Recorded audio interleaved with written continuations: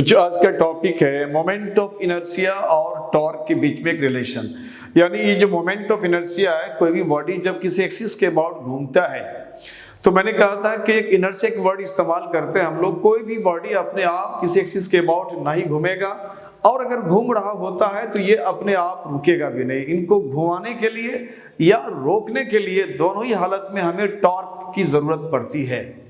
और अगर इनकी जो इनएबिलिटी है अपने आप नहीं घूमना या घूमते हुए अपना नहीं रोकना, that very inability is known as, उस अक्षमता को, इस अक्रियता को हम लोग कहते हैं moment of inertia.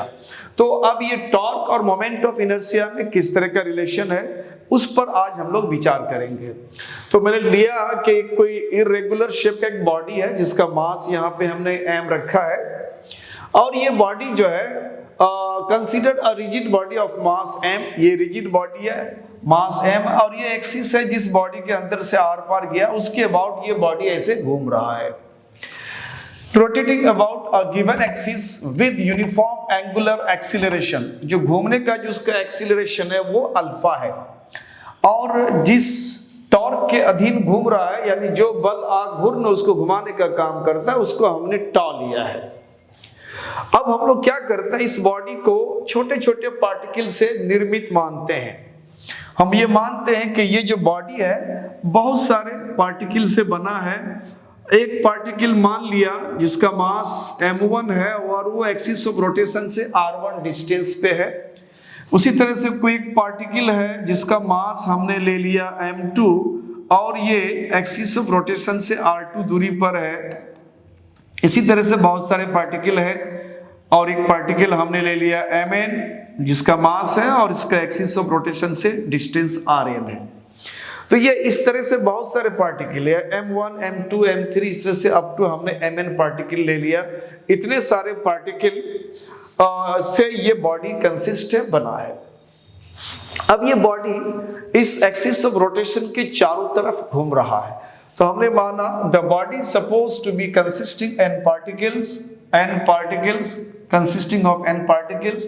One such particle is of mass m1 and at a distance perpendicular distance r1 from axis of rotation। कह रहा है एक इसी तरह के बहुत सारे पार्टिकल है, उसमें से एक पार्टिकल हमने ले लिया जिसका मास m1 है और एक्सिस ऑफ रोटेशन से उसका जो परपेंडिकुलर डिस्टेंस होता है, इसको परपेंडिकुलर डिस्टेंस कहते हैं बच्चों।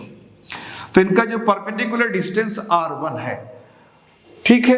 अब moment of force of the particle m1 about axis of rotation, यानी इस बॉडी को इस एक्सिस ऑफ रोटेशन के चारों तरफ घूमना होता है, और घुमाने के लिए हमने कोई एक फोर्स बाहर से लगाया F1 m1 पार्टिकल के लिए, और वह फोर्स ने क्या करा, उसको घुमाने की कोशिश करा। उस फोर्स का मोमेंट कितना हो जाएगा, तो मोमेंट ऑफ फोर्स उस पार्टिकल का, यानी जिस पार्टिकल का मास हमने m1 रखा, वो उस पर जो फोर्स लगाया उस फोर्स का मोमेंट ऑफ फोर्स क्या होगा, तो ये हो जाएगा, मान लिया हमने फोर्स लगाया इसमें F1 और कितनी दूरी पर वो पार्टिकल है, r1 दूरी पर है, तो उसको परपेंडिकुलर डिस्टेंस से अगर इसको मल्टीप्लाई कर दिया जाए, ये मोमेंट ऑफ फोर्स कहलाएगा। तो इसको हमने मोमेंट ऑफ फोर्स कह दिया। अब इसका अगर हम थोड़ा सा और आगे चले तो एक्सटर्नल फोर्स बराबर होता है मास इंटू एक्सीलरेशन। तो मास बोले तो उस पार्टिकल का मास, एक्सीलेंट का मतलब होता है यहाँ लीनियर एक्सीलरेशन, और यहाँ हो गया r1।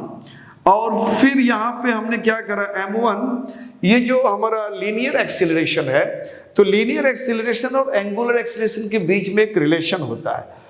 देखो बच्चों, यहाँ पे मान लो कोई एक बॉडी है, मान लिया जाए ये बॉडी को हमने इससे बांध के इसको यहाँ से घुमा रहे हैं, इस एक्सिस के अबाउट इसको घुमा रहे हैं, और किसी क्षण, किसी समय, किसी मोमेंट वो घूमते हुए यहाँ पे आ गया ये पार्टिकल। ये बॉडी है ऐसे एक्सिस के अबाउट, ये ऐसे घूम रहा है। अब मान लेते हैं इस बॉडी के अंदर जो पार्टिकल्स है, बहुत सारे पार्टिकल्स हैं, उसमें से कुछ पार्टिकल इस तरह का है कि यहाँ पे इसका मास m1 है, और एक पार्टिकल यहाँ जिसका मास m2 है, ये पार्टिकल यहाँ आ गया m1, और m2 पार्टिकल यहाँ आ जाएगा। तो आप देख रहे होंगे कि m1 ने लीनियर डिस्टेंस कितना कवर करा, मान लो s1, और m2 ने लीनियर डिस्टेंस ये कवर किया। तो क्या दोनों का डिस्टेंस बराबर है बच्चों? डेफिनेटली नहीं है बराबर। दोनों का लीनियर डिस्टेंस की बात करेंगे तो दोनों अलग अलग है।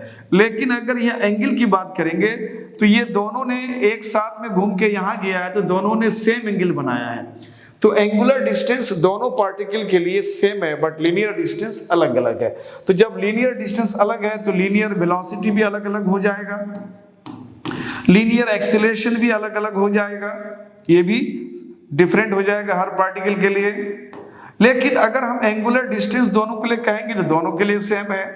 एंगुलर वेलोसिटी की बात करेंगे तो दोनों का, चूंकि डिस्प्लेसमेंट सेम है तो रेट ऑफ डिस्प्लेसमेंट को ही हम क्या कहते हैं? एंगुलर वेलोसिटी कहते हैं। एंगुलर वेलोसिटी सेम हो जाएगा और दोनों का एंगुलर एक्सीलरेशन भी सेम होगा, क्योंकि rate of change of angular velocity दोनों का सेम है तो उसको हम एक्सीलरेशन कहते हैं।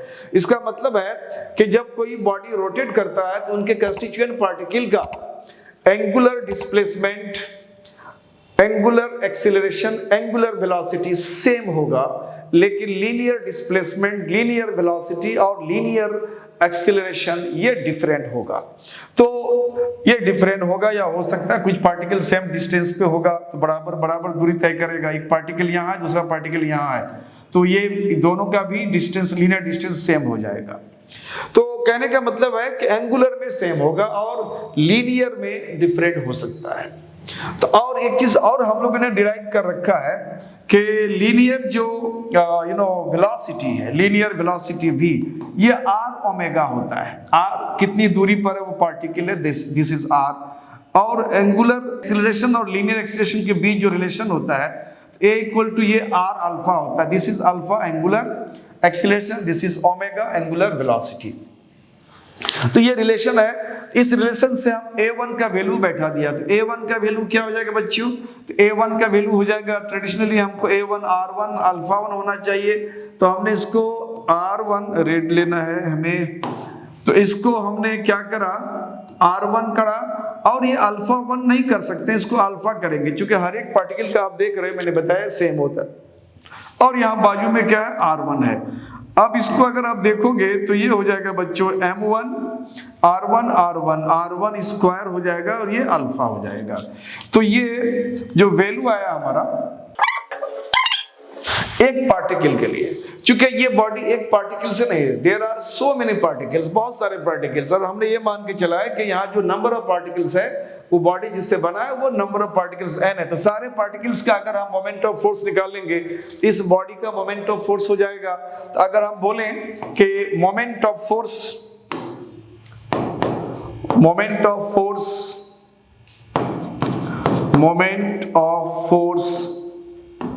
को हम टॉर्क कहते हैं, तो इसको आप ब्रैकेट में हमने कर दिया टॉर्क ऑफ द बॉडी, पूरे बॉडी का, ऑफ द बॉडी का मोमेंट ऑफ फोर्स या टॉर्क कितना हो जाएगा? तो ये सारे पार्टिकल्स का ऐड कर देना है, तो ये हो जाएगा m1 r1 square alpha plus m2 r2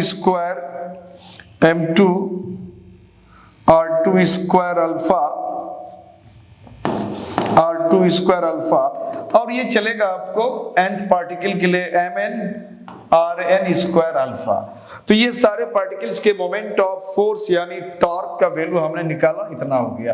अब इसको हमें करना क्या है? तो इसको सारे को ऐड करते हैं। तो इसको पूरे बॉडी का हमने ले लिया, तो पूरे बॉडी के लिए हमने टॉर्क क्या ले लिया? टॉ। अब यहाँ पे देखना है, इन सारे में एक ही फैक्टर है जो कॉमन आउट होता है, वो है अल्फा। तो अगर उसको हम अल्फा को कॉमन आउट कर लें तो ये हो जाएगा m1 r1 square plus m2 r2 square plus ये up to mn rn square, और अल्फा को हमने करा यहाँ पे कॉमन आउट। और इसको बच्चों हम लोगों ने नाम दिया था moment of inertia of the body, और उसको रिप्रेजेंट करा था हमने I से, तो ये I अल्फा हो गया। This is relation between torque end moment of inertia. अब इसको अगर वेक्टर फॉर्म में अगर दिखाते हो बच्चों, क्योंकि टॉर्क तो वेक्टर क्वांटिटी है, अगर हमने इसको वेक्टर करा तो इधर की तरफ ये मोमेंट ऑफ इनर्शिया जो है एक टेंडेंसी है, वो वेक्टर नहीं होगा। यहाँ अल्फा जो है जिसको हम एंगुलर एक्सेलरेशन कहते हैं वो वेक्टर होता है, तो वेक्टर फॉर्म में आपको ऐसे इसको रख सकते हो। तो ये हो गया आपको torque end moment of inertia के बीच एक रिलेशन इस्टेब्लिश हो गया। और इसके बाद टॉर्क और मोमेंट ऑफ इनर्शिया के रिलेशन के बाद फिर हम लोग एंगुलर वेलोसिटी और मोमेंट ऑफ इनर्शिया के बीच में भी हम रिलेशन इस्टेब्लिश करेंगे।